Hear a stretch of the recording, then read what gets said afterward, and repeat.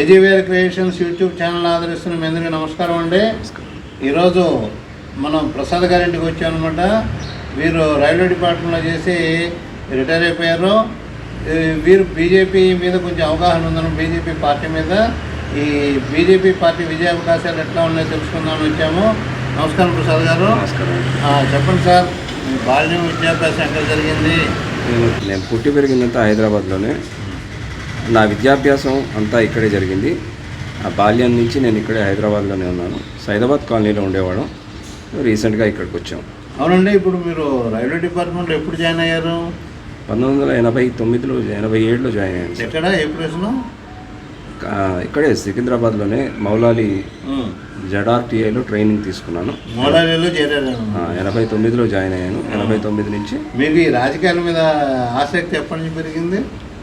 అంటే జనరల్గా మేము అబ్జర్వ్ చేసింది ఏంటంటే, ఇప్పుడు గవర్నమెంట్ ఉద్యోగస్తులకు రాజకీయాల మీద ఇంట్రెస్ట్ ఉండదు కదా. నేను బాల్యం నుంచి, అంటే నేను చదువుకుంటున్నప్పటి నా డిగ్రీ నుంచి నేను ఇండియా టుడే, బ్లిట్జ్ అలాంటి మ్యాగజైన్స్ చదువుతూ ఉండేవాడిని. నాకు దాంట్లో ఎక్కువగా పాలిటిక్స్ దాని మీద ఎక్కువగా ఉండేది. అలాగా బాగా అవగాహన దాని మీద ఇంట్రెస్ట్ ఉండేది. నేను ఫస్ట్ నుంచి అవన్నీ చదివాక ప్రతి ఒక్క రాజకీయ పార్టీ మీద ఒక అభిప్రాయం ఏర్పరచుకున్నాను.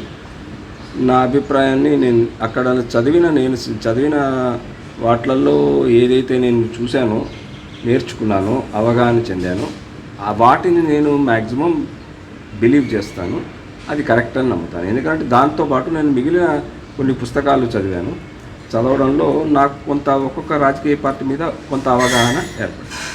సరే, ఎందుకు దేశ రాజకీయాల్లో ఏ పార్టీకి ఎక్కువ అవకాశాలు ఉన్నాయి? కాంగ్రెస్, బీజేపీ రెండే ఉన్నాయి అనుకోండి. అంటే ఒకటి ఇండియా కూటమి, రెండోది ఏంటంటే అదేమో ఎన్డీఏ కూటమి. ఈ రెండింటిలో ఎవరికి విజయ అవకాశాలు ఎక్కువ ఉన్నాయి? ముఖ్యంగా ఏంటంటే ఈ అయోధ్య నిర్మాణం తర్వాత బీజేపీ అవకాశాలు ఎట్లా ఉన్నాయి?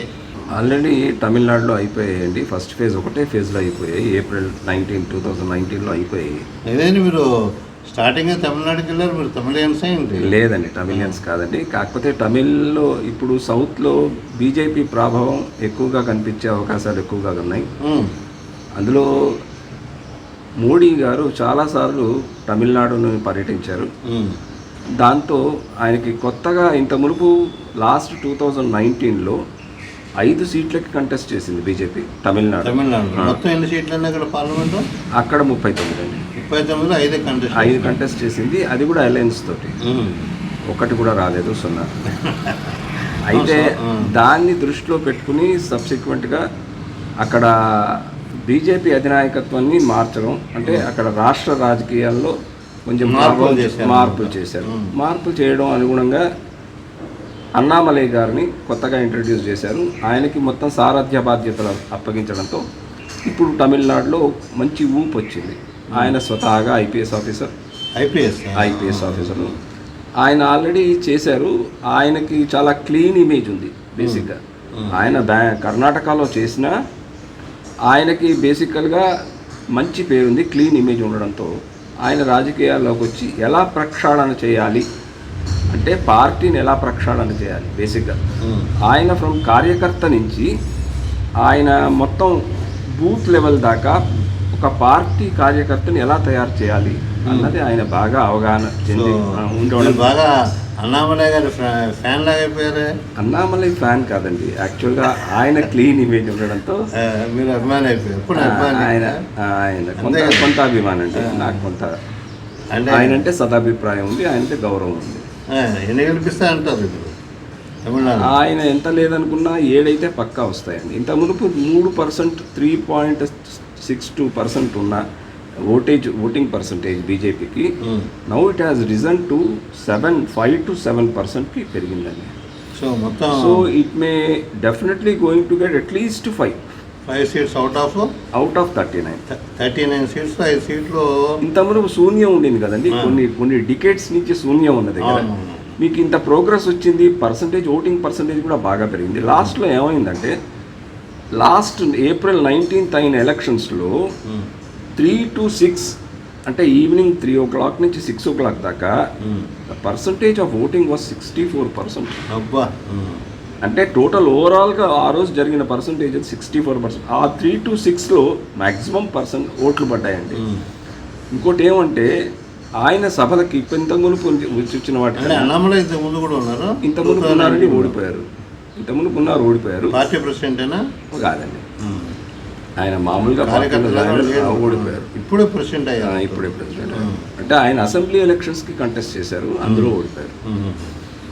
సబ్సిక్వెంట్గా దాన్ని డెవలప్ చేస్తూ ఆయన పార్టీ బాధ్యతలు అప్పగించాక, పార్టీ అధ్యక్ష బాధ్యతలు అప్పగించాక ఆయన బాగా అభివృద్ధి చెంది ఆయన ప్రతి ఒక్క వర్కర్ని మంచిగా బ్రూమ్ చేశారు. యాక్చువల్గా ఎలాగ పార్టీని గెలిపించాలి, పార్టీ పట్ల ఎట్లా విధేయత కలిగి ఉండాలి, అక్కడ లోకల్గా ఉన్న అక్కడ ఉన్న ప్రాబ్లమ్స్ ఏమున్నాయి, ఆ ప్రాబ్లమ్స్ని మనం ఒక కార్యకర్త కింద లేకపోతే కాబోయే లీడర్ కింద ఎలా సాల్వ్ చేయగలం, అటువంటి టెండెన్సీని ప్రతి కార్యకర్తలను ఆయన ఇంట్రడ్యూస్ చేశారు. దాంతో అది ఏమైందంటే ప్రతి వాడికి ఒక సార్ట్ ఆఫ్ మోటివేషన్ వచ్చింది. ఆ మోటివేషన్ తోటి ప్రతి కార్యకర్త అంకిత భావంతో పనిచేశారు. అనుకోవడం చాలా మంచి విజయ అవకాశాలు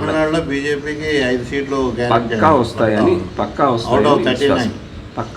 ఈసారి అయితే ఆయనకున్న వేవ్ బేసిక్గా అక్కడున్న పబ్లిక్ గ్యాదరింగ్ కానీ ఇంత మునుపు ఉన్న మీకు ద్రవిడవాదాన్ని ఆయన ఓవర్టేక్ చేస్తూ సనాతన ధర్మానికి అదృష్టం కొద్దీ ఏమైందంటే అక్కడ స్టాలిన్ గారి కొడుకు దయానిధి స్టాలిన్ ఆయన అన్నెసరీ కామెంట్స్ చేశారు సనాతన ధర్మానికి. ఆ సనాతన ధర్మానికి ఆయన చేసిన కామెంట్స్కి ఎగైనెస్ట్గా పబ్లిక్లో ఆయన ఈ పూర్తిగా అవగాహన తీసుకొచ్చారు. దాన్ని బట్టి ఏమైపోయిందంటే మ్యాక్సిమం ఓట్స్ అన్నీ కూడా హిందూ ఓట్స్ అన్నీ పడేటట్టుగా పోలరైజ్ అయ్యి టోటల్ పోలరైజేషన్ వచ్చింది.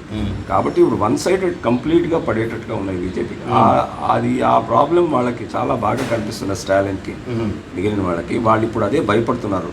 రేపు పొద్దున్న జరిగే అసెంబ్లీ ఎలక్షన్స్లో కూడా మన పార్టీ వస్తుందా లేదా అన్నది. ఇది ఇలాగే కంటిన్యూ అవుతే కమింగ్ ఎలక్షన్స్ పార్టీ అసెంబ్లీ ఎలక్షన్స్లో పక్కా ఓడిపోవడం ఖాయం.